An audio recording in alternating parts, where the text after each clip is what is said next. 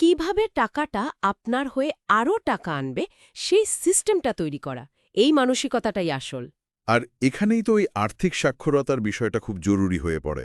বইটাতে অ্যাসেট আর লায়াবিলিটি মানে সম্পদ আর দায়ের তফাৎটার ওপর খুব জোর দেওয়া হয়েছে। ভীষণ জোর দেওয়া হয়েছে। দেখুন, শুনতে খুব সহজ লাগে ব্যাপারটা। হ্যাঁ, যে সম্পদ টাকা আনে আর দায় টাকা নিয়ে যায়। ঠিক, সম্পদ হলো যা আপনার পকেটে টাকা ঢোকায়, যেমন ধরুন একটা ব্যবসা, রিয়েল এস্টেট যা থেকে ভাড়া আসে, ভালো স্টক বা বন্ড। আচ্ছা।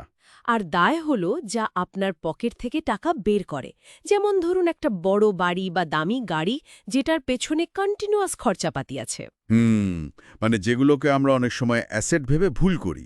ঠিক তাই।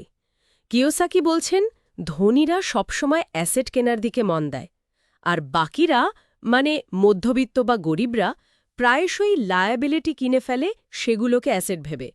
এইখানেই ফারাকটা তৈরি হয়ে যায়।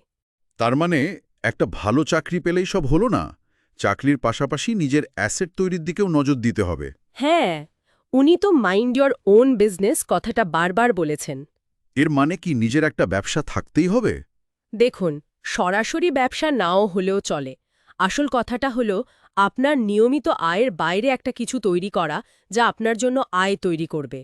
সেটা কিভাবে হতে পারে? হতে পারে আপনি ছোট একটা ফ্ল্যাট কিনে ভাড়া দিলেন, বা স্টক মার্কেটে ইনভেস্ট করলেন, অথবা নিজের কোনো শখ থেকে কিছু আয় করার চেষ্টা